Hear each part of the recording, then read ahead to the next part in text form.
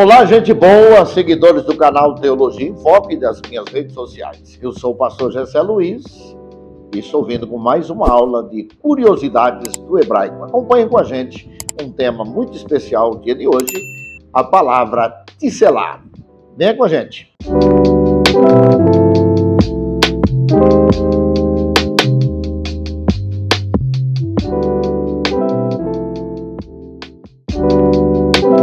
Então vamos seguir em frente aqui. Eu vou acompanhar com vocês agora na tela. Vamos jogar o texto de novo. Gênesis capítulo de número 2, versículo 21, diz assim: Então o Senhor Deus fez cair um sono pesado sobre Adão, e este adormeceu e tomou uma de suas costelas, tisselá, uma de suas costelas, e cerrou a carne em seu lugar. Olha que interessante, eu vou pôr na tela aí mais um versículo que vai usar o mesmo vocábulo, a mesma grafia, Êxodo 37:5. E pôs os varais pelas argolas aos lados, aqui está no plural, lados, mas a grafia é o mesmo tisselá, é o mesmo no hebraico, a mesma palavra. Aos lados da arca, para se levar a arca. Olha que interessante. E aí a gente vai pegar uma gama de versículos, vários versículos, que todos eles vão dar a mesma ideia de tisselá. Ou seja, eu não estou desconstruindo a ideia do autor de traduzir por costela, só estou dizendo que há condições de se aprofundar no hebraico, o entendimento é muito mais amplo, é muito mais lato sensu, é muito mais holístico do que se possa imaginar. Por isso que alguns estudiosos do hebraico entendem que a língua hebraica é algo quase divino, algo que vem do céu para Deus falar com a raça humana. Interessante pensar nessa direção. Esse é o pensamento de vários teólogos. Então, a palavra hebraica, traduzida aqui como tselá, quando você translitera ela e pegando o sufixo dela, palavra prefixo, sufixo e afixo, a raiz, o meio, que é exatamente a mesma ideia de selá, que dá a ideia de lado, significa lado. Naturalmente, o tradutor vai traduzir para costela para nossa compreensão da língua portuguesa. Aí eu já disse da raiz aqui, que significa lado, mas na sequência nós temos aqui o mesmo termo encontrado também de forma mais explicitada em Êxodo 37. Nós vamos andar um pouquinho para vocês verem. Vamos trazer à tona aqui alguns patrísticos. Vamos pensar um pouquinho aí, por exemplo, em Crisóstomo. Eu estou lá na patrística. Eu estou entre o final do século III e início do IV século. Se você perguntar a um estudante de teologia protestante ou evangélico, ele vai entender que a patrística termina no início do IV século, no final do III século. Mas se você perguntar a um padre, por exemplo, ele vai dizer que a patrística vai até o século XVI. Ou seja, há uma diferença imensa do pensamento católico e do pensamento protestante.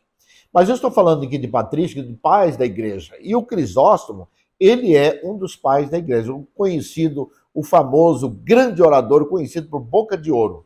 O Crisóstomo foi um dos maiores exegetas da época. E olha que o Crisóstomo vai falar sobre esse conhecimento, sobre essa palavrinha tisselá, o termo que está no Gênesis 22. E ele vai fazer um paralelo depois aqui com João 19:34. Aí vem para o Novo Testamento, vocês vão ver que o sentido vai sendo o mesmo, o sentido de lado. Quando traduz para o grego é pleura.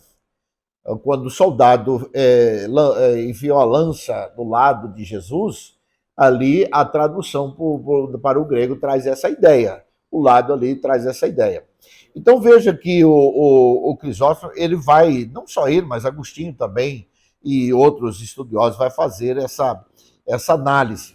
Tem uma outra linha de pensamento aí, quando fala de costela, alguns pensam, do ponto de vista científico, que a partir dali se dá a extensão do DNA para toda a raça humana, tanto da Eva, como principalmente de Adão, que transitou o DNA para a Eva.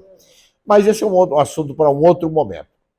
Então veja lá, por 4 vezes no Evangelho de João, exatamente para designar lado, em se tratando do lado de Cristo, o João Crisóstomo ele vai fazer essa metáfora. Veja da onde verteu o sangue. A Eva foi gerada do lado da ticelar de Adão. Agora, quando você vai para o Calvário, vai para o Gólgota, quando você vê Jesus hasteado na cruz e um soldado cravando a lança, a Bíblia diz que jorrou sangue e jorrou água. É incompreensível isso, que a água é o significado da palavra. E ele é a água, ele é a fonte. Ele falou para a mulher samaritana no capítulo 4 que ele é a fonte, que ele é a água da vida. Mas interessante que jorrou sangue de redenção e jorrou água para a salvação, para lavar, para purificar o homem. Aqui tem uma observação do Crisóstomo quando ele faz essa metáfora. O Adão que gerou a Eva do seu lado. O último Adão, conforme Paulo diz, que foi cravado na cruz, jorrou sangue e água para gerar a igreja. Então, Eva é gerada do lado do tisselar de Adão, a igreja é gerada do tisselar de Jesus, o último Adão. A gente vai ter vários outros textos que vai dar a ideia de lado. A mesma palavra usada para costela, ali que o tradutor usa, a mesma palavra vai ter um significado, e na tradução grega, um outro sentido, no sentido de pleura, no sentido de lado. Então, meus nobres amigos, companheiros, participar com vocês um pouquinho aqui desse pensamento é por demais maravilhoso. O Santo Agostinho diz assim no seu comentário de João 19:34, foi aberta a porta da vida pela qual saíram os mistérios da igreja. Foi aberta, ele está falando do ferimento de Jesus pela lança. Foi aberta a porta da vida pela qual saíram os mistérios da igreja, sem os quais não podemos entrar na vida eterna, daquele que realmente é a verdadeira vida.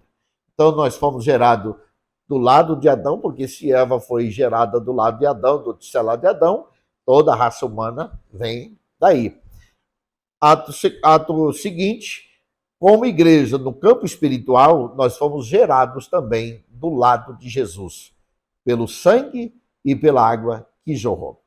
Acho que vale a pena você pensar um pouco mais profundo, e por favor, volta a repetir, não estou desconstruindo o tradutor aqui. O tradutor usou a palavra certa, usou a costela, e qualquer um que pensar de costela vai pensar do lado. Mas vamos ampliar mais o conhecimento, o entendimento dessa palavrinha que eu li para vocês sobre o tisselar. A próxima aula de hebraico aqui com o pastor Gessé Luiz no canal Teologia em Foco.